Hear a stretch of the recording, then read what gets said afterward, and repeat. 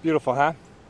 So I'm really excited right now because in just a minute I'm going to be meeting my friend Ian and we're going to be doing some really cool stuff today. Now it rained throughout much of last night and that's made the ground rather slippery, especially among these hills and the woodlands. And you're going to find out in just a moment why that matters. Stay tuned.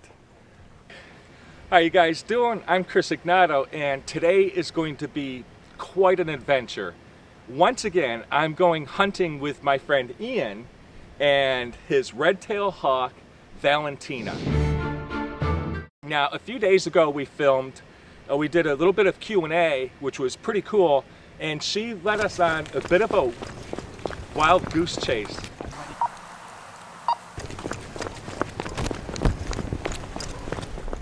Like, no pun intended. So I'll be uploading that shortly. A few years ago, we did an awesome video that talks a lot about the art of falconry, or hawking in this case, and I highly suggest you check it out. Now, Ian has been practicing the art of falconry, or do you like to call it hawking? Either one. He's been practicing since the early age of 13, and he's 23 now. So he's been doing this for 10 years. Currently, he is a falconry general, but in just a few short months, he's going to be a falconry master. How cool is that? It's pretty awesome. Thank you, thank you. Now, I don't want to burn up too much daylight here, but I want to stress something very important. Many naturalists consider falconry to be a benefit to the ecosystem. Not only do the falconers replenish the population with healthy birds by releasing them into the wild when they're done working together after a short period of time, and in many cases actually breeding the birds, but they also help to keep a lot of the prey items such as squirrels and mice and rabbits in check. As you know, a lot of the natural predators are in decline today, and that's not really a good thing. It's not cool for squirrels and rabbits to be starving to death and dying a long, slow death due to competition and less food resources. Okay, so that's a really important thing. But all that being said, you probably spend much of your time in the wild, right? In the out of doors. Yeah, definitely gets you outside a lot. All the time, right? And these people, just like many naturalists, very much love and are in tune with the natural ecosystem. And they will notice things like if a rabbit population isn't looking healthy, they're going to draw attention to it. If, say, the oak trees are being replaced by an invasive species, that's going to reduce the population of squirrels in some cases. They're going to mention that. Even the weather, in fact, the weather you monitor very closely, don't you? Yeah, it impacts how the birds fly and what the quarry behave like. Yeah, so I mean, I'm sure you can notice trends in the weather patterns, not only just over the weeks, but over the years. Definitely, yeah. You know? So these falconers are, in many cases, at one with the ecosystem. I know in my case, I feel like a foreigner, or in many ways a refugee when I'm amongst civilization. I just do not feel comfortable at all until I'm back out in the wild. So I'm in love. I mean, it's a second home to me, and the natural world is like my family, and I'm sure that Ian feels the exact same way. So these people aren't just hunting, and this is a much more natural form of hunting in many ways than, say, hunting with a rifle. And I'm not saying anything negative, I'm just stating a fact. So now, I don't want to talk too much because I have a tendency to do so. I figure we're going to get started, but before we do so, before he unhoods Valentina, I must remove the sock on my microphone because a couple days ago she was staring the camera down pretty hard, and I thought it was her reflection in the lens, or it looked like a giant eye. And then Ian's like, it's the sock on the microphone. And I'm like, of course, right? Wildlife photographers or videographers face that all the time, and it just totally skipped my mind. So let me take that off, and then you'll take her hood off.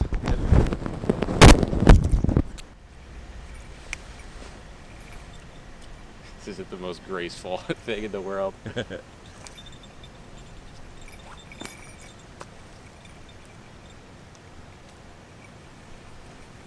Say hi to Chris. How you doing, Valentina? And there she goes. All right. She's on it. She wants to get started, doesn't she? Yeah, we're gonna work on. Hopefully, we'll catch a squirrel, but work on just sort of being comfortable with other people out in the field. What type of natural hazards are you on the alert for, or any kind of hazards? Like telephone transformers. Real. Those can be a danger with electrocution. That's kind of scary. Yeah. And what about other birds? Yeah, I mean, if she sees another red tail, they might crab a little. He's trying to fight, but normally it's not too big of a deal as long as you're in the area and you can steer the other bird off. Okay. And have you ever worried about like hunters or anything like that, even though it's illegal to shoot at a raptor? I've heard of people getting their birds killed by hunters. That's terrible. Again, I feel like it's me, like she's not entirely comfortable with me, or she's she's got to get comfortable with other people in the field. Okay. That's something we need to work on. What if, only suggestion, if I gave her a treat? Or is that a bad idea? There she is. Oh, I hear her. Yeah, you could do that. Do you have any sort of glove? Not on me. Okay. They're in my Here. car. Here's my glove. I'm gonna call her to the lure, and then I'm gonna give you a tidbit.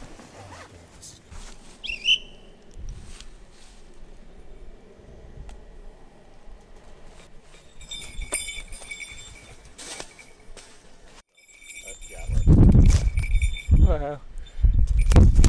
I can't believe this is happening. Did I drop it? Nope. She got it. Got it. Oh my god. That's the coolest thing on earth, dude. Let's see if I could snag a picture real quick. Okay, so that is just about the coolest thing I've done in a very long time. I got to feed Valentina, and to me that's a really big deal. But as she took off, I felt the rush of wind from her powerful wings. And what an experience. And this is just everyday life in in the life of Ian. This is normal for him. For me, it's something I'll never forget.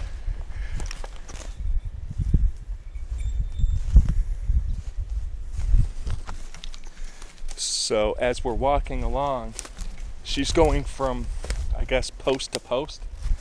At the moment, she's keeping in the area, kind of close to us. Let's hope that she continues to do so. She's not used to working with people other than Ian. So hopefully we will get her used to that. I gotta stop talking and help out here.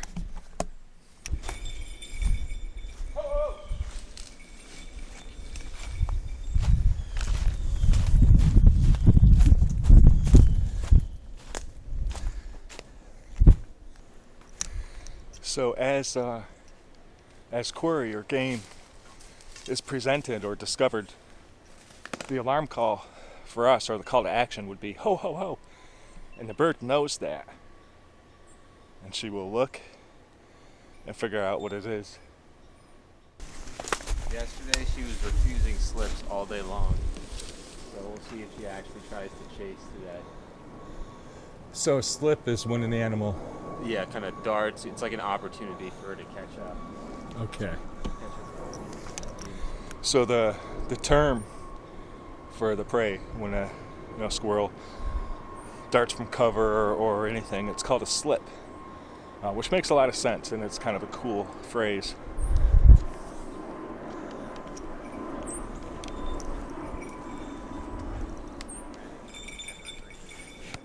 Okay. Do you think that this nest belongs to the squirrel? It could, yeah. Because they're fairly territorial, right?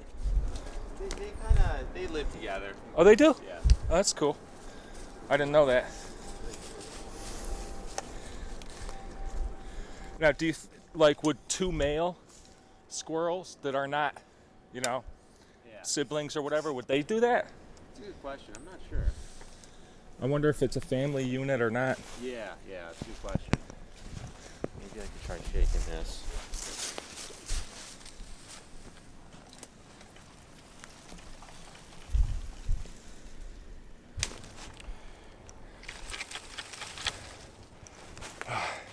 The lighting is a little difficult today.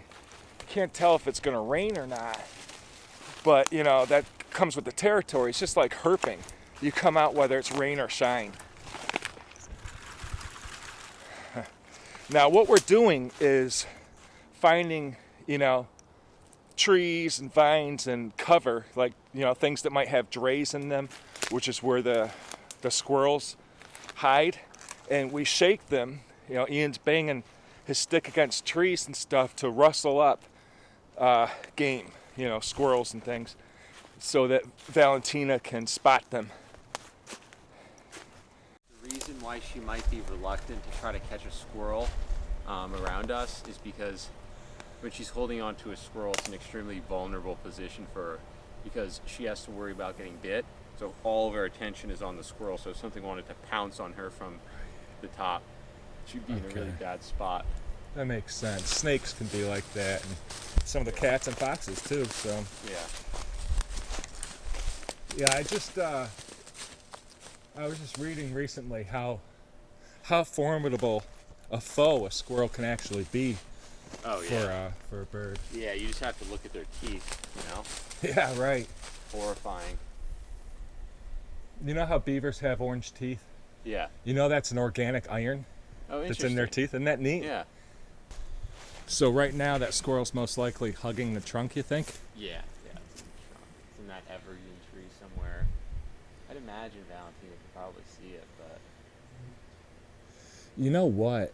In the pines, one thing that's like really abundant are the fence lizards. They're everywhere. I mean, their camouflage is insane. But like you can hear them running up and down the trees and all that.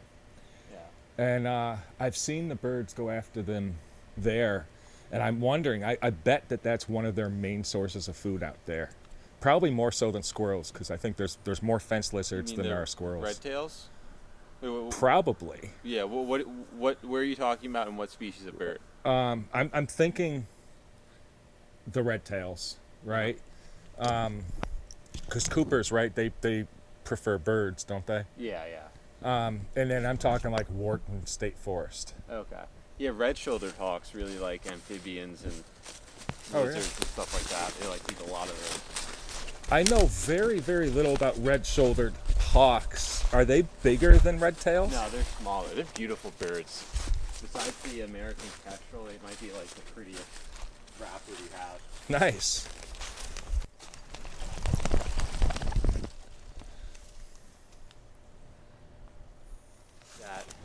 You know, when I'm out in the field with her, there's really no discomfort, so it's just kind of like there's no like inhibitions. So if she feels like hunting, I could have her at pretty much any weight and she'll want to hunt. Really? Because she likes hunting. But if there's like a little bit of stress about something in this situation, now weight management becomes like a huge deal.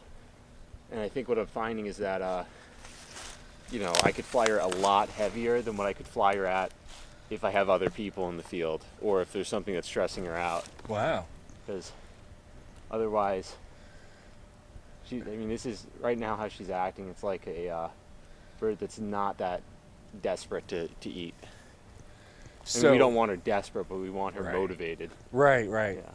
If she's lighter, does that also help her to feel more agile? And on top of the situation. You don't want a bird that's like has just sort of fat making them, but you know it's a balance. You know you want them to have a lot of energy, but you don't want them to. Yeah, I mean when they're heavier, they tend to have more energy. Oh.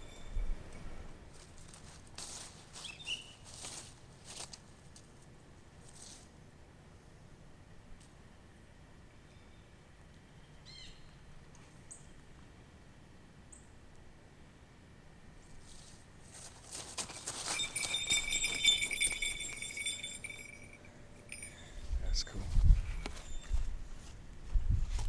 Yeah, sometimes it's tough to get the timing right.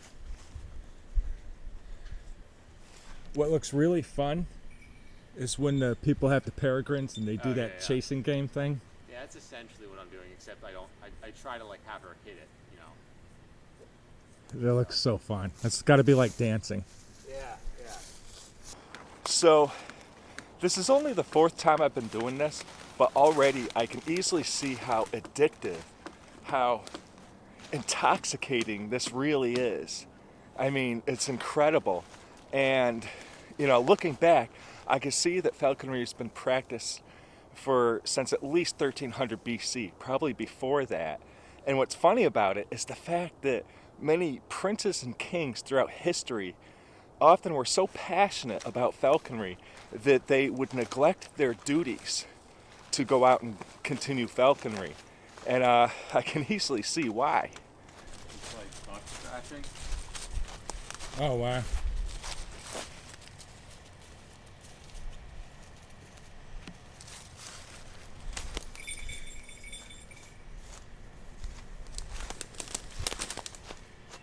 That was a flight.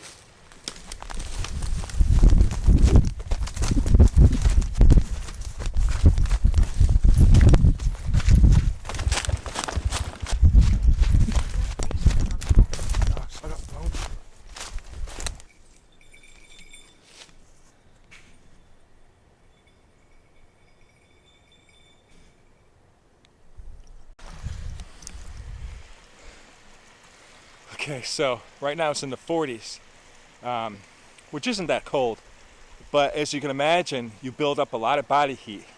I've had to change my shirt because I'm just building up too much heat, and after the sun goes down, that's a good, you know, conditions for hypothermia or just discomfort.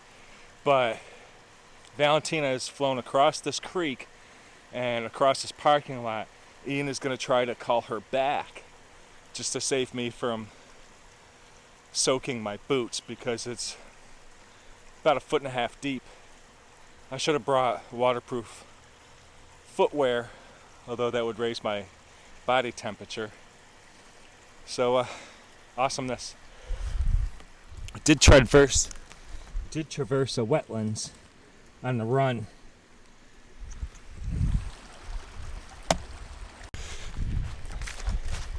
So actually I'm going to try to get to the other side of the creek because it looks like we should be over there.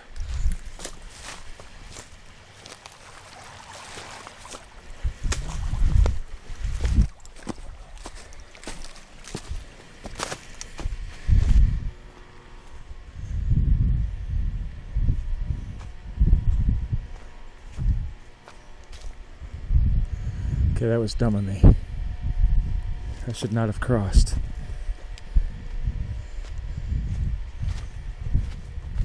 Oh, good, I should have. There he is. God.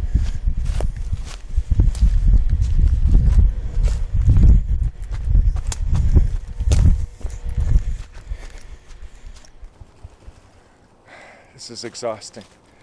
So, there was a book, De Arte Venandi cum Avibus, written by Frederick II back in the year 1250.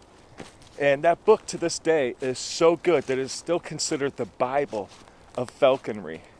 And when asked why he was writing the book, he gave a great answer. And it goes like this: I will vanish, as we all do, but the art of falconry will stay alive as long as the falcons fly. After all, this art is a love, and love is eternal.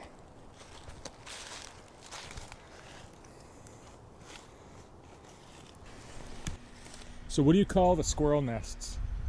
Dre's. Dray, okay. Forgot about that. There's a good one over there at the top of that. Now that looks like a bird's nest. That's a big bird's nest. Is that a hawk? Like right here. Because look at all the branches, not round like a dray. What would make that? Yeah, I don't know. Yeah, it looks like a dry. It does or doesn't? It does not. Yeah, that's what I thought too.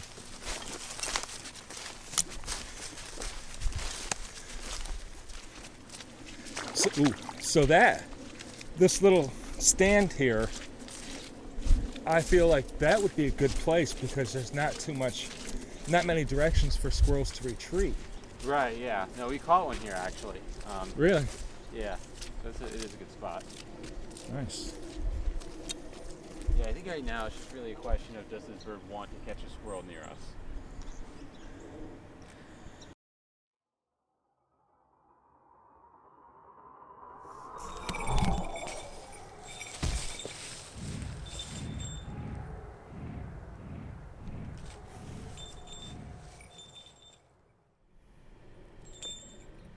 Walk up a little. There you go. Yeah, you got it? You got the whole thing? Hi. How you doing?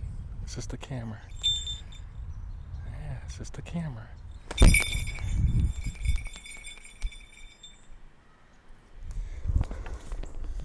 There's another hawk right above her. It's leaving.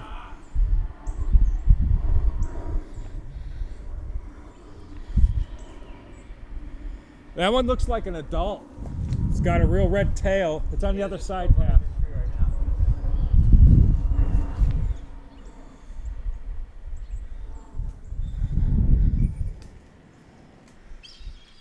Okay, it's coming back to this side.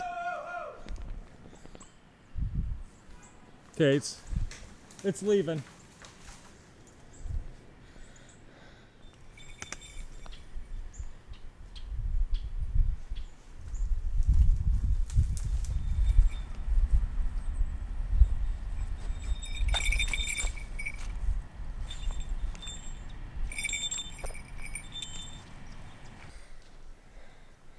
So people that come out with me say I have a very keen sense of hearing. I'm always noticing everything that they're not noticing, and they are fellow naturalists and wildlife, professionals.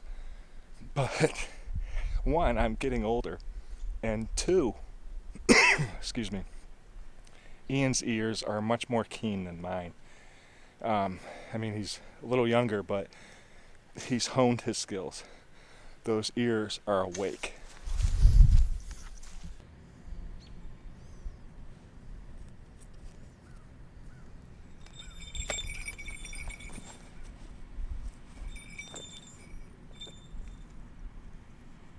Actually, let me get the light here. When they get their prey, how do they neutralize it? So yeah, they squeeze. So really, like with the squirrel, which is like a sort of dangerous quarry, they want to get it by the head. Once they have control of the head, then it's over. And they normally kind of can squeeze so hard that it deprives them of air, so they kind of suffocate.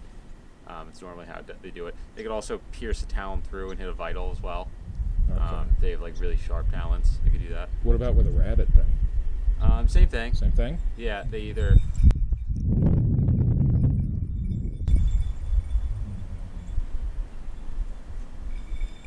That's a nice spot. I'm glad she didn't hit barbed wire there. That would have been bad. Actually, where did my stick go? Did I leave it over there? Oh, you must have, yeah. She just shot down to the ground. Like straight down at it, and she's still on the ground right over here.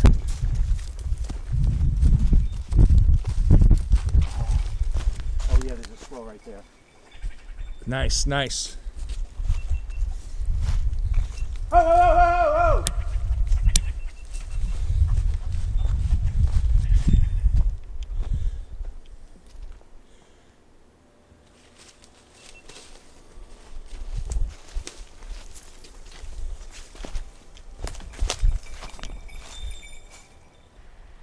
She went opposite?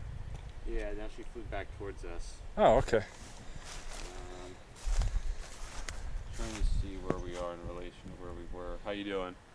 Okay, so far. Okay. Yeah, so if we go... So, Valentina's acting really interesting today. She keeps refusing to slip, which is when the squirrels break from cover, or turning her back on the chase, which could possibly have something to do with me being here, which is a third party. She's used to hunting just with Ian. Or two, maybe she's simply just not in the mood. Maybe she's not hungry keep in mind that the animals we catch go towards her diet. They supplement her feeding regimen, which Ian monitors very closely. And like all things, part of the excitement is the spontaneity, the learning new things as you go. It's kind of cool and perplexing.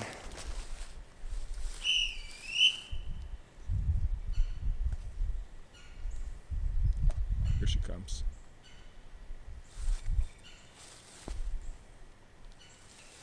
Nice and high. Yeah.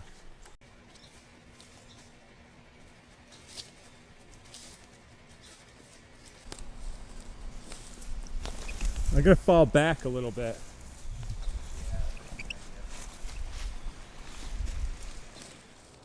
Okay, so right now there's a squirrel not far from Valentina. She knows it's there, but she only seems partially interested. Ian's gonna try to rouse the squirrel a little bit and see what she does. But overall, we've gotten her more used to me today. I got to hold and feed her 4 times, which was amazing. And, well, let's see what goes on.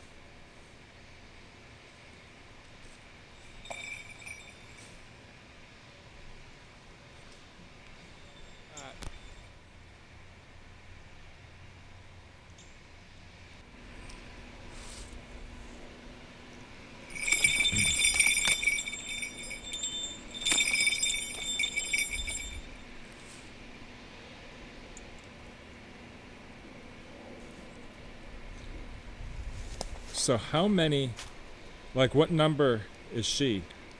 So she's my, I think, 7th bird. I have 3 in high school, 2 in college. 6th bird. 6th bird. Yeah. And her first was a male and all the rest were female? Yeah.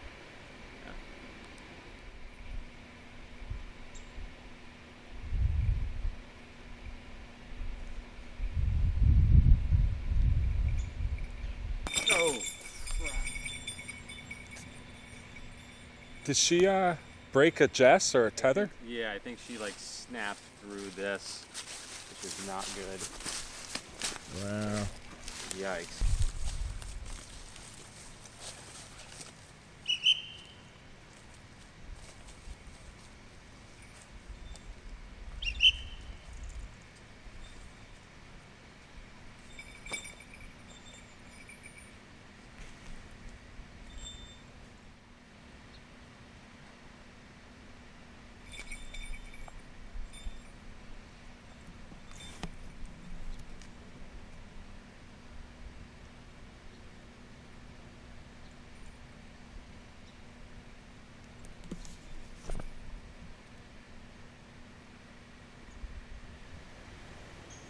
There's no need for her to be this wired up.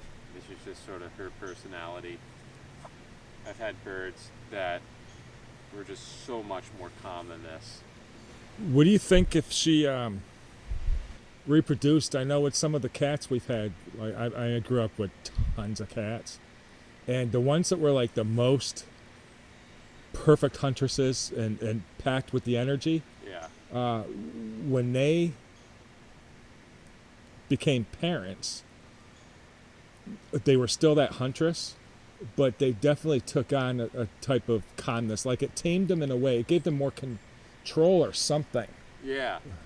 Like they were much more calculated after that and calm. Mm-hmm. But when push came to shove, they were on top of the situation if need be. Yeah, it's an interesting idea. I've never, it'd be hard to test that.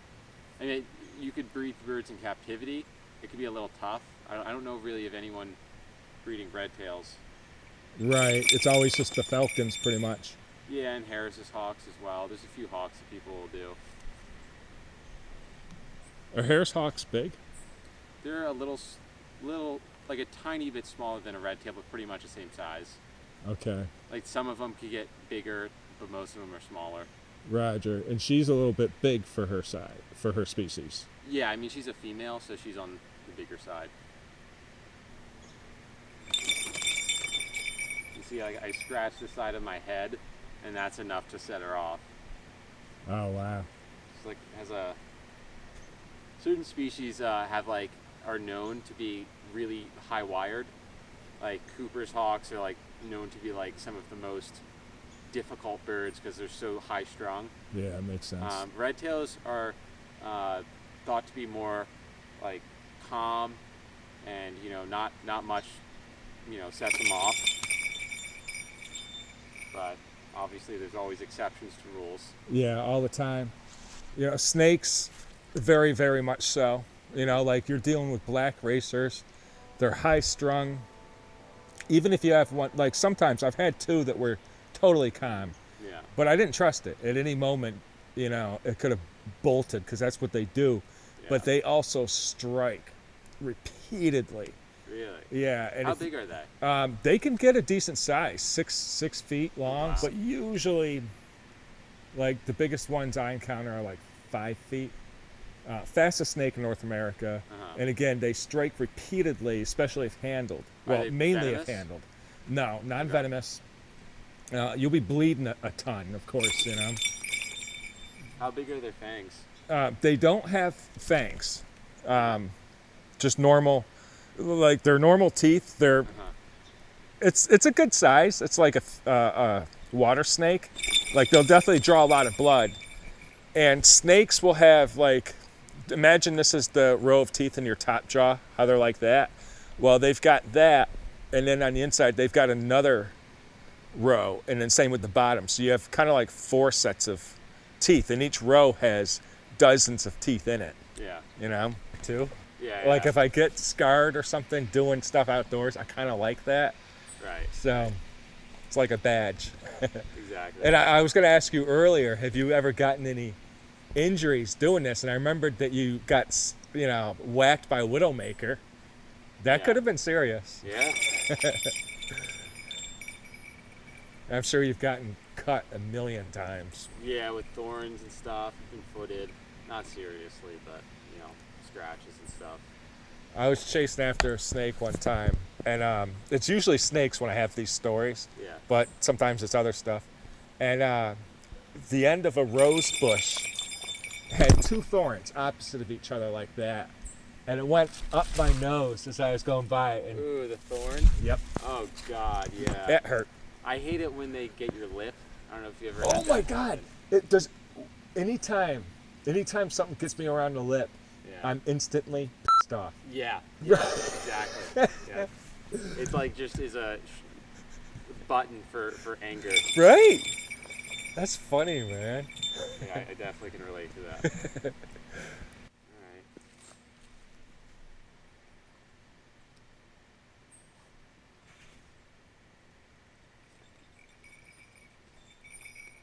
Yeah, she's having a fit.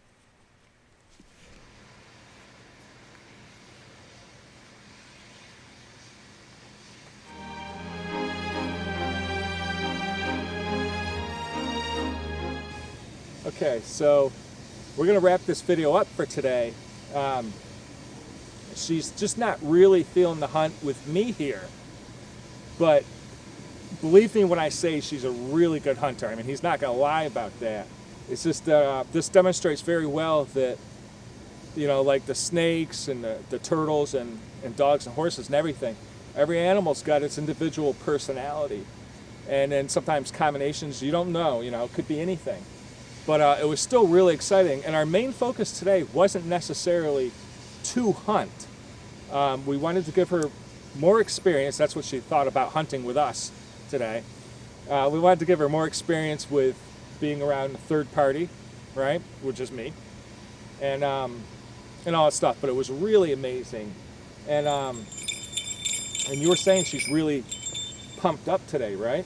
Yeah, I mean, she was definitely a little bit more wired than she normally is when it's just me and her. So you could see that. She, if it were just me and her, there were a lot of opportunities for her to take flights of squirrels that she just refused. It's called refusing a slit. So that wasn't good to see, but again, any little thing can throw a bird off, so it's just something that you have to work through. That's cool. And she still got more experience having another person around. Definitely, yeah. It was impressive. She broke through the tether that you had. Yeah, I'm not sure what happened there, but yeah, she was definitely stressed out. She didn't want to stay on the fist, given sort of the situation that she was experiencing. What a strong animal. Yeah. And again, I'll never forget, I got to hold her several times and feed her. And she wasn't wearing the hood or anything. I mean, that's awesome. I know that a lot of you are jealous right now, and you should be. But I'm jealous of Ian. At the same time, I wouldn't be able to keep up with the amount of commitment that having a hawk entails. It's you're busy, very knowledgeable, lots of upkeep, constantly around, weighing and feeding her, providing facilities and stuff. It's an amazing thing, but it's not for everybody because it's a heck of a commitment. Definitely. Yeah, it's always something that's not quite going right that you have to sort of think through, and it could be tricky, very tricky. Wow. If you are interested, though, and have any questions or wish to, learn more about falconry, or you're interested in doing so yourself, or perhaps would like to maybe interview Ian for something or anything like that, Sure. I will include, either contact me through comments, and I will contact Ian, or, we'll figure it out from there, okay? But I love hanging out with you and working with you. The guy's super knowledgeable, as you can see, extremely, has really good people skills and all that stuff, and I'm just talking a whole lot. So thanks a lot for watching. Once again, I'm Chris Ignato. This is Ian Gregg, signing out. And one more thing. One more thing. So I have a YouTube channel. It's Falconry Pursuit. Awesome. Yeah. Okay, You can check that definitely out. go to Falconry Pursuit on YouTube, right? Yeah, that's what the account is called, Falconry Pursuit. So Okay. I have a lot of squirrel hawking videos of her catching squirrels and doing a lot better than she did today. So That is awesome. I highly suggest you subscribe to his channel. It's going to be really amazing stuff. And I'll include a link in the description below, and hopefully throw one on the screen right here. So thanks a lot, guys, and thank you very much, Ian. yeah, thanks, Chris. It's always fun. Yeah, we're going to hopefully get together more in the future and keep at this. Yeah, Thanks a lot, dude. awesome. Okay, so check this out, a bit of an update here. So Ian is back in Connecticut now, and he texted me last night letting me know he pretty much figured out what's been going on. Turns out that the scale he's been using was not accurate. It's giving various readings, so he cross-referenced it with a couple of other scales, and it turns out that that scale was reading 70 grams less than what she really is. So she's not in the 1200s, she's actually 1320 grams. Makes a whole lot of sense. That's going to make her less interested in the hunt or the chase. She's going to, hang around or do her own thing and be less motivated to catch food. So there you go. That's what was going on. Pretty neat. That's why this is the art of falconry and not like a hard science. You learn as you go and keep refining your skills as time goes on. You never quit. Before I close this video out, though, I've got some news for you. I'm going to be starting a Patreon account, And from that day forward, I'm going to include a link in my video description for those of you who are interested in joining my Patreon. I'm going to have something for everybody. I'm going to have multiple tiers and, of course, different price ranges if you feel like doing so. I'm not telling you to. But if you enjoyed this video, please hit the like button and please hit the subscribe button because it helps me in a big way. And if you're interested in joining my Patreon, I just want to thank you in advance because that'll help me tremendously. But either way it goes, thank you so much for watching. Hope you guys really enjoyed this video. It was quite the adventure. Ian and Valentina are amazing company to be in. So thanks a lot for watching. Once again, I'm Chris Ignato, signing out. And it's cold. Ooh, is that a bald eagle?